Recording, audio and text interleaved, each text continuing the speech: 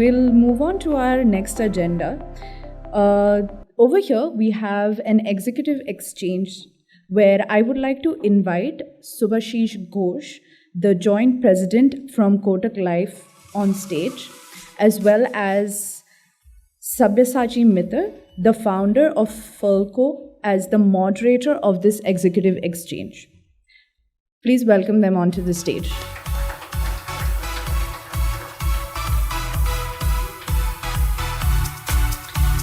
A little about Subhasis. Subhasis has spent over 3 decades in the BFSI sector, being a valuable member of the Kotak Group. He has spent over 29 years of his esteemed career with them covering life insurance, corporate finance, treasury, marketing, and retail assets. In an alternate reality, Subhasis would have liked to be either a school teacher teaching English or an economist, a part-time student of history that has not been taught, Indic customs and stories from the Mahabharata. A little about Sabyasachi. He is an alumni from IIMC with a career spanning 27 years with over 20 years as an entrepreneur. He is the founder of IBS Fulcro, one of India's leading digital agencies. In his expansive career, Sabyasachi has worked over 100 brands across industries. With over 300 awards, 17 times Agency of the Year, Sabyasachi has demonstrated thought leadership in delivering high-impact campaigns for some of the most iconic brands of the country. Looking forward to this amazing chat. Thank you. So Subhasis, that bio really, sort of teacher, is that a Bong thing, like Kolkata thing, that you wanted to be a teacher and economist? I think Kolkata produces the best of teachers and economists, right? Everybody in Kolkata thinks they're an economist. So how did it go with you? And why are you here in banking, of all places? Because there's no jobs in Calcutta. That is true. That is true. Ask me why I am here. Same thing. No, actually, you're a Bengali, I'm a Bengali. And you know what happens in Bengali families? You've got a lot of pressure to study. We don't own land. Bengalis don't own land. Unlike other people, whatever land was left in East Bengal. True. So we don't have any land here. So you have no choice but to study. And that's the family pressure. I think my generation grew up by what your parents wanted you to do and what your grandfather did. So my grandfather was a DSc, that is to say Doctorate of Science in Chemistry, on my father's side. My mother's side, he did his engineering from Leeds University. And we're talking about 100 years ago. 1926, etc. is when they passed. So the entire family history, study. So no choice. But I hated mathematics. I still don't understand much of it, but I like statistics, which is why economics. Awesome. And of course, 3 Bengalis, I don't know how many of you are aware, there are 3 Bengalis who have won Nobel Prize in economics.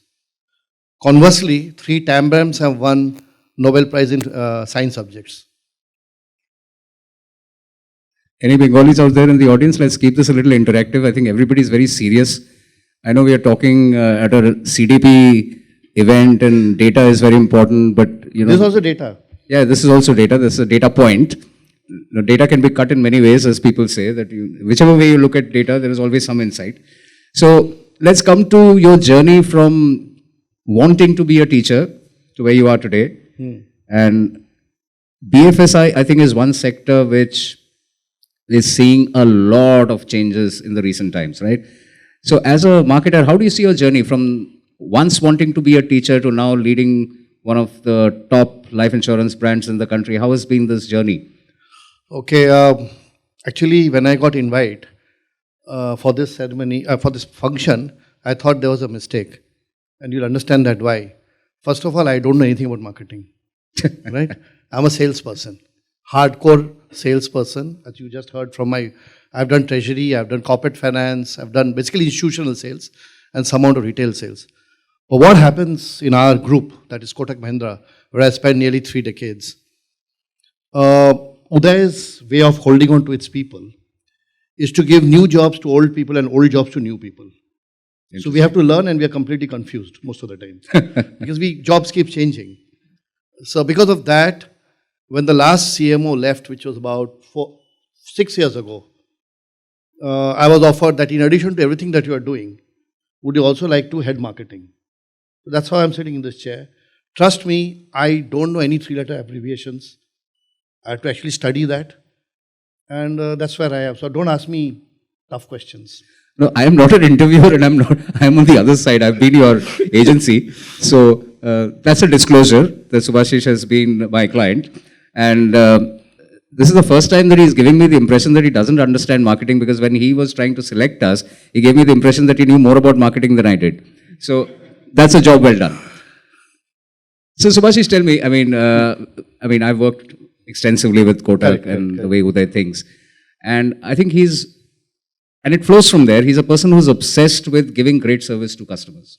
That's true. Right. So as joint president of a company in the Kotak group, how important do you see this vision of giving the best to consumers in whatever form and manner that you can across the entire value chain and the entire customer experience for every single customer in the Kotak? No, so that's a very important question. See, everybody pays service or lip service to customer service. I don't think like everybody pays lip service to corporate governance. These are normal things, 32 pages of corporate governance, then that guy goes behind bars. So it's very common, nothing new about it. For us, Kotak Life, what we were, when I joined, the company would have 200, 300 employees. When we became a bank in 2003, we just had 2,000 employees. Today we have 1 lakh employees. We didn't have the brand of ICICI, we didn't have the brand of SBI. So the only thing we really had we could do is trust. So one thing in Kotak Life, when we started, we don't have a history. We were that time not even a retail. We are not a bank. We didn't have that background. We were an NBFC. We didn't have a bank. So the trust was not there. So the only thing that we could do was to give customer service and experience to the client. And the moment of truth in a life insurance company is payment of claim.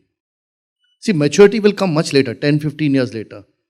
But a death claim or a illness claim will come much earlier. So that's the only thing that we thought we will do, is that just pay the claim as fast as possible, as quickly as possible. And since all of us have financial services background, for many of you, you look at a TAT, like 5 days, 10 days, 15 days. But we know that each day causes an interest loss to you. That's because we come from financial services background. So the way we calculate it is, if my claim was to give in to you 10 days later, you would have lost 10 days of bank interest, if nothing else. So we went ahead and gave claims very quickly. 2003, when we became a bank, we became a life insurance company in 2001. 2003, we got the banking license, so 2 years later. And I remember a conversation with Uday, because we were just discussing that, we are like, so many other bank companies have already become banks, already there as banks. So how do you think we can distinguish ourselves? And it's not that Uday said it, but it came out in those days that if we had to succeed in Kotak Bank, what are the 3 things that we could look at? What are the things that we could look at? And we said these 3 things. The service of Jet Airways, the trust of HDFC Limited, and the promise of service of Domino's. 30 minutes, otherwise your pizza is free. Jet Airways really set the service standards in the Indian industry in services and hospitality. And in trust factor on the private sector, there was hardly anybody higher than HDFC. True. So we continuously aspired for that.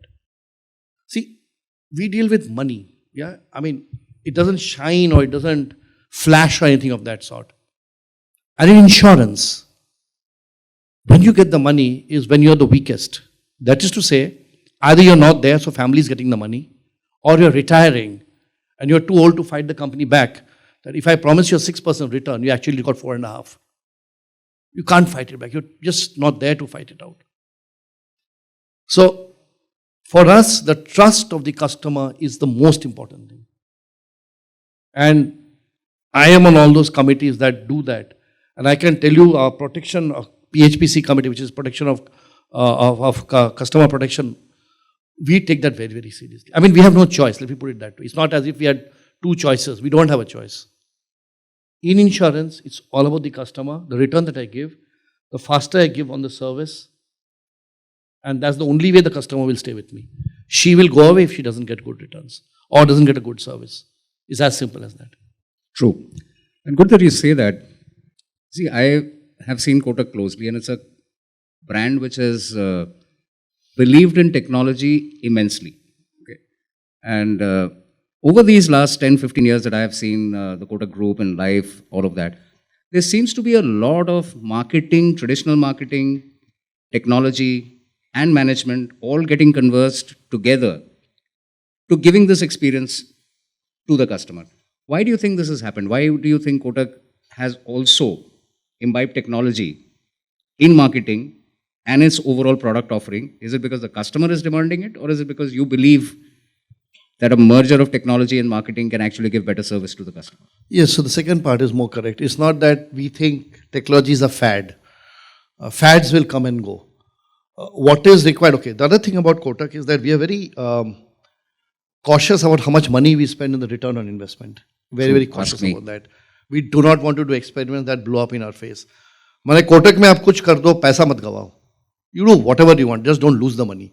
That's the culture of Kotak. That's why maybe our banking NPAs are probably one of the lowest in the industry. Our NIMs are one of the highest. So that's what we look at. And how can you get more efficiency other than doing of technology? We don't have a choice in this matter. So once your basic DNA is set, you just follow your DNA. And to that we found that if you harness technology and really take the full use of it, you will really move much better. So Kotak Bank, in fact, during the COVID, or just after that, actually got a lot of people. I mean, that was all before the news and Google and Meta and all that's there in the news came up. We got people who worked in USA for many, many years. And we brought them in. For example, the head of our customer experience was doing the same work in Amazon, right? Because our 811 account, I mean, we are very clear that in future, maybe it is Amazon and Google that we'll compete with, not with banks or financial institutions the way we think it is. So you got to think like that. You don't have a choice. Very interesting. In fact, you mentioned 811. Yes. Okay, that was, in Karthi Marshan's words, the first downloadable bank. Absolutely. Right? And I have been involved with Kotak at the time of #banking, which was the world's first banking on Twitter. And then recently, Kotak General Insurance launched Meter, which was the first insurance policy with cashback. Yeah. And that was also built by us.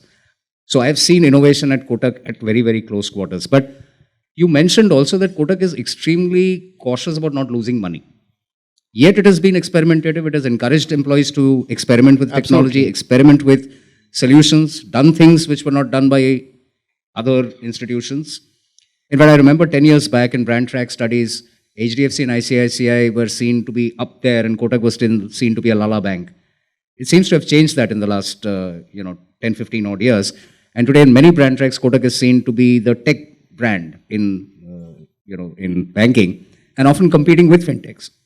So talk us a little bit more about this need to support your own employees, to be experimentative, to try new things, be innovative, at the same time stick to the credo of not losing money. So how does that work? How does that culture of experimentation work in Kotak? Yeah, so people have asked me that question very many times, that why are you for 3 decades in the same organization? The answer is the same. Answer is the same.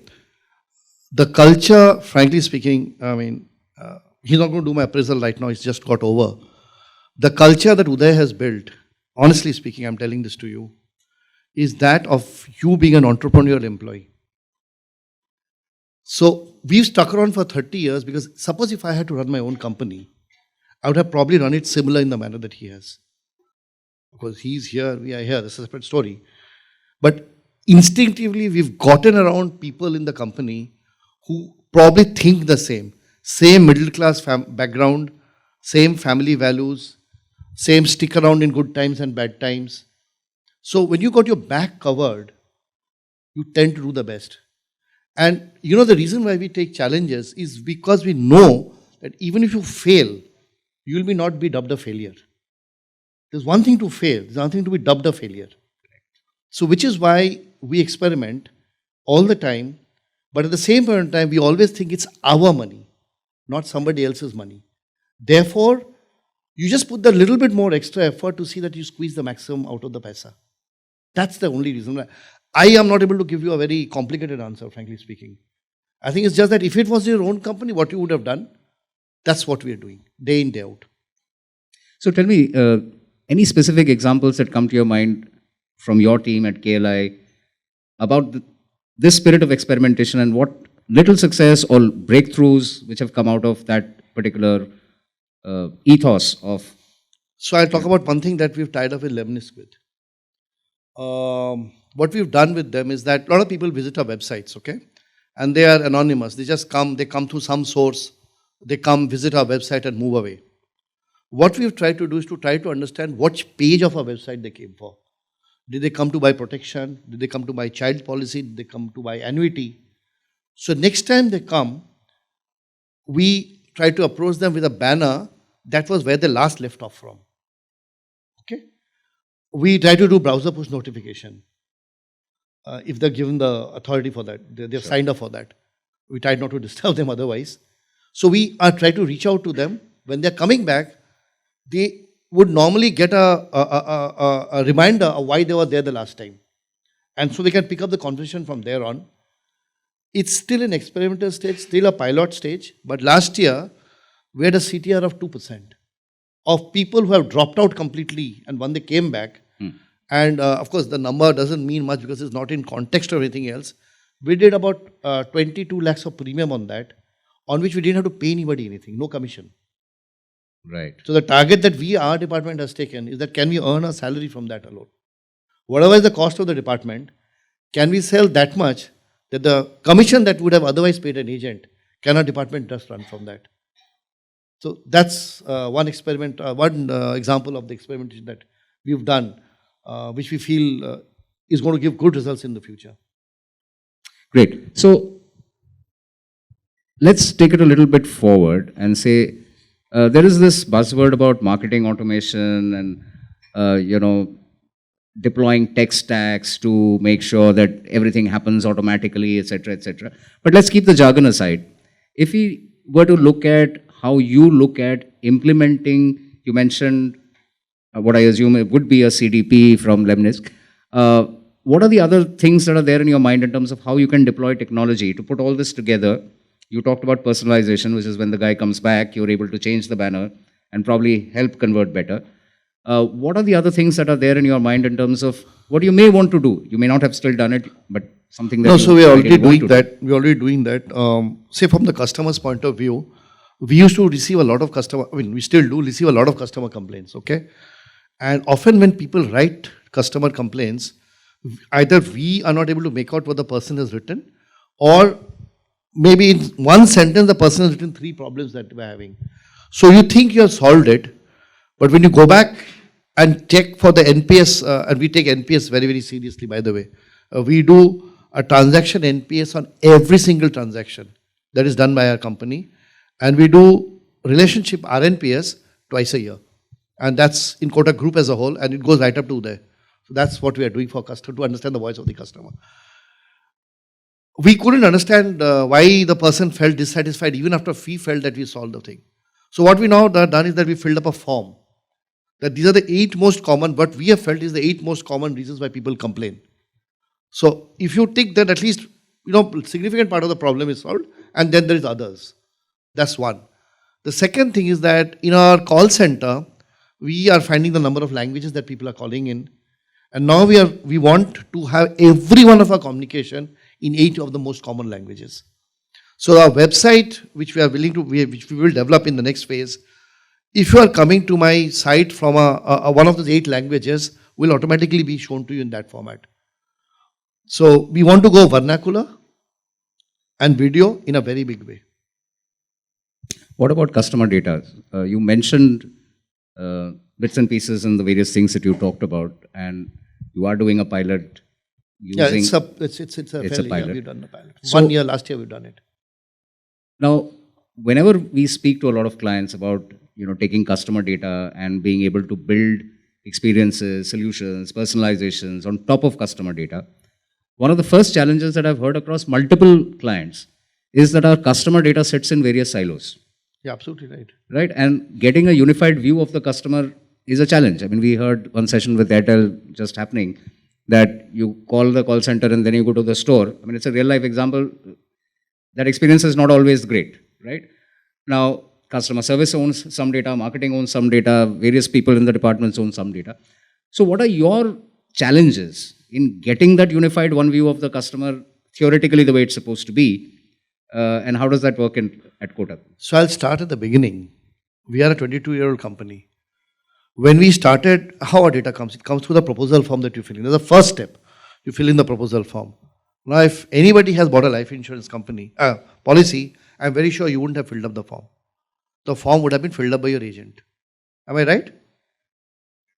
So it's the agent filling in the form. He probably was just about got your name right. And then everybody in your family has lived till 99 years. Everyone is alive. And there's absolutely no health problem. So it starts with that. The email is processed with the email ID of the agent itself. Himself or herself. Am I right? Yeah. It's resonating. So, contactability, the data itself is incorrect. That's the biggest problem. And the issue with us is, insurance sells for very long periods of time. It's not a product that, you require regularly. You remember in the time of paying the premium. So, your interaction with PC, one of the reasons why we have not built the app is that a bank you require maybe 5 times a day. You do Google Pay for everything now. But you don't pay your premium 5 times a day. You pay it probably once a year. So who will have one more app? That's why we haven't developed an app at all. So the problem is we can only correct your data. If you come to me, to my call center, then I can do a pop-up, is your number straight that number. So my biggest problem is the quality of data itself is rather poor. Right. Over the period of years, we have put a lot of validations that, we do a check to see the numbers, at least a 10-digit. The Gmail is whatever is possible. You don't give a email ID domain that doesn't seem to be existing. Check for it. So the pop-up happens when you fill up the form. Most of our proposals are now filled digitally. So there's a basic health checkup that is happening to get the data right. So that's my biggest problem is the data itself is not correct most of the time. Secondly, you're absolutely right. Data lies in various places. And one biggest problem that, today also I was firefighting a problem. Insurance is a very highly regulated industry, as is banking. So a lot of things which other marketeers take for granted, we just can't do. Just to give an example, many marketeers here would live by moment marketing. My moment marketing will be at least 2 days old. Because it takes that much time to get the compliance clearance. Everything, according to my regulator, anything that I show in public domain is an advertisement. Anything. Therefore, it has to go to my compliance. Compliance, first answer is no. CSK has won, so big deal. What's got insurance got to do with it? And by the way, do you know that somebody was fined because he took the name of CSK? By the way. So you spend a lot of energy fighting that. So we've kind of stopped doing moment marketing completely. No, I know that. So even if after 2 days, this is anecdotal, nothing to do with CDPs. If after 2 days you still get an approval to post, after you've posted, you have to put another post with all the terms and conditions, yes, linkages and disclaimers. Yes. So you have moments marketing with disclaimers. Yes. So I do understand where you come from. Secondly is, I can't say my insurance shines better, looks better, cleans your body better. I can't do all that. I have to maintain life for a marketeer, life insurance is very tough. See, that's why probably they made me sales guy. Because a normal marketer will probably, just leave the company and go away. He can't say it's beautiful, he can't say it's wonderful, he can't say it's the fastest, he cannot use anything. He can just say, our claim record is 99.25%. Dash, reported IRDA report number so and so. How exciting that is. So tell me, okay. So the problem in that also is that sort of get the data. Should I use the data? Can I use the data? Can that data be in public domain? What type of data I should use? That becomes a issue for marketing actually. Absolutely. Normally things that you would take for granted. I just give a small example. We had some management trainees joining us. So some bright guy from the HR department said that let them buy some of our policies and we will pay the first premium. First month premium, not even first premium. First month premium, we'll give them an Amazon voucher. They'll pay the first month premium. And everybody clapped and the marketing team, my team itself, said that, yeah, I think we should do it. We gave them a voucher. I was not aware of it. That's empowerment, by the way. So So I went and addressed, so I was asked to address that you please talk about your, I mean, you're older than their entire ages put together, yeah? None of them are 30 years old. So you address them, and so I went over there and they said very proudly, now we are giving them, they are also getting introduced. I looked at it and said, you can't do that. Rebating is not allowed. But sir, when we were in Puma, we used to give vouchers to buy any clothes that you want. You're not in Puma, I'm sorry. You're in a life insurance company and you cannot rebate. And like life ended for them. Then what I'll do? There's nothing. Make mailers. Yeah. So yeah, so those are the problems which are there actually. Understand. So now, step your imagination outside of Kotak Life Insurance, because then most of the other people here will say, then what are we going to do with data if we can't do anything with it? No, you can do a lot of things with it. As seasoned marketers, and because there may be a lot of people from other industries over here, let's assume if you have the data. I'm making them feel good. Think about it. Yeah, they will not quit their job and join. They will not give the job and join life insurance. Yeah, absolutely. You've just made yourself less of an attractive employer. Maybe I got myself job security. I don't think you need that. But on a serious note, now, in today's world, when there is so much of generative AI happening, so much of talk about data and all of that, where is that thin line according to you? And not sticking to KLI specifically, but in general in marketer, as a seasoned professional who've seen it from an analog world to coming to a point where you can't even make out if this is a deep fake or if this creative is actually... by the way, let me just pause that question. Has your agency approached you to say that they will make mid-journey creatives now? Or even that is IRDA banned? So no chat GPT and no mid-journey? As of now, no. Good. So at least somebody is safe from communication. But coming back to the question that I have for you, data privacy is the other side of using data for marketing. Where do you see that thin line getting crossed? Not just privacy from an IRDA angle, but privacy from when too much of personalization, of too much of use of data becomes actually an irritation for a client or for a customer, when he feels that no, they're just being too intrusive. What's that line?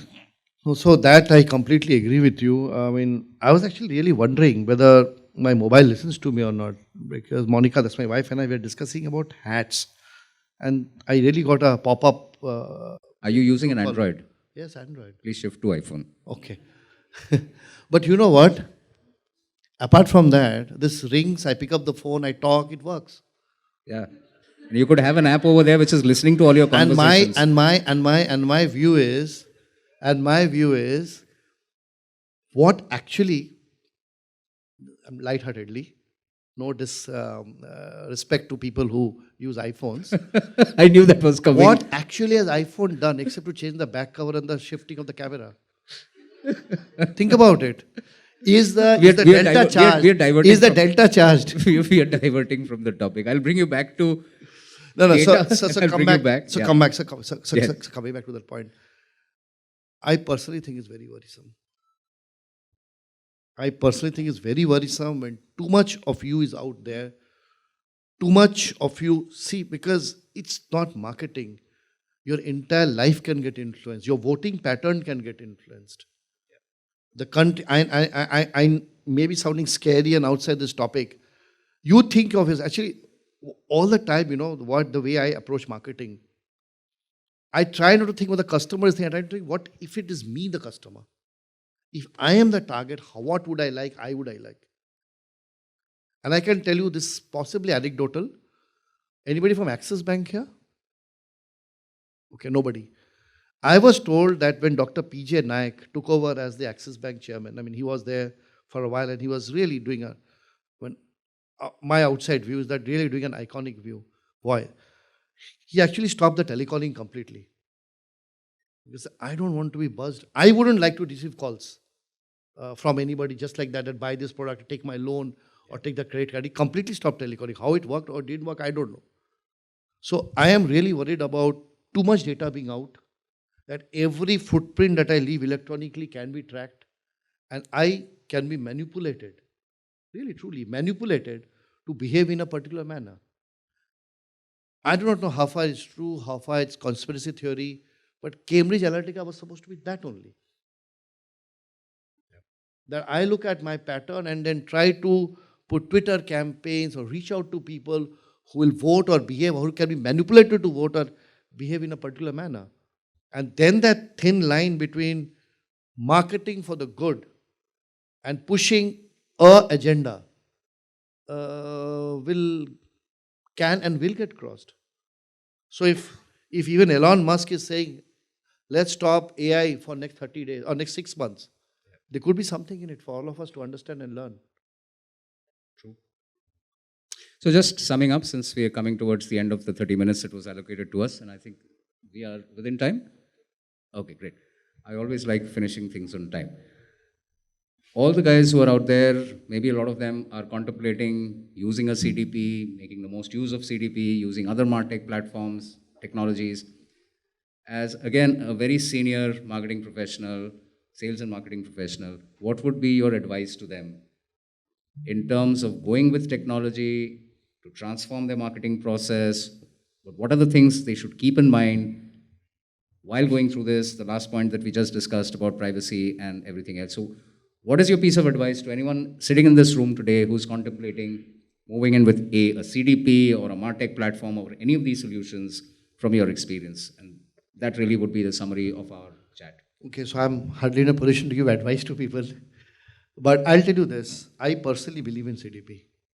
Whatever little I've understood of it, I personally believe in that. Because it's like, again, it's going back to the other thing that we discussed, but it's like understanding my preferences and giving me a solution that I want. Instead of just giving me a whole lot of things and saying, choose this, choose that.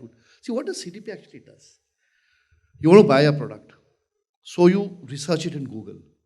Then you go through a few websites, read a few reviews. Then you go through a few websites of the manufacturer, see what are the specifications. Then you go to the distributor and see who's giving you the best credit term or a faster delivery or what and so on. At every step, you're leaving a footprint. And unknowingly, you may have interacted with the brand that you're ultimately buying from for quite a few times during that thing. If they are picking up the information and every time you're going to the website, you're seeing it more personalized. That it is for me as if the brand is directly talking to me. Then you are more likely to go with that brand. Rather than the brand saying, oh, I have this, take it or like it. I think it's very good. It's coming to you and saying, I think we have what you want. So it is addressing, if I'm looking for speed, it's that. It's for battery power, it's that. It's convenience, it is that. And a CDP does probably that. Of course, there is data warehouse and lakes, but that's just data. But if you want to get close to the customer, as of now, I wouldn't know, at least I am not aware of something that could be as powerful as CDP. But having said that, I think, as I told you, we're just scratching the surface. The pilot has gone off well.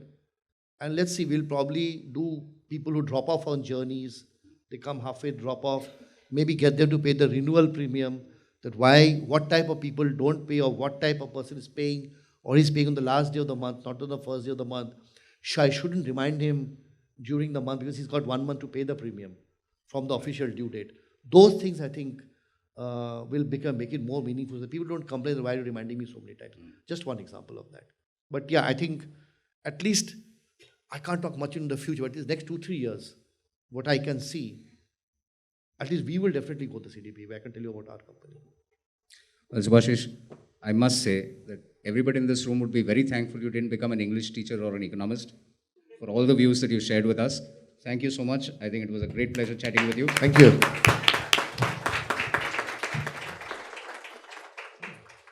Thank you so much, Subhasis and Sabyasachi. I would like to call Subra to present an appreciation of token for both of you.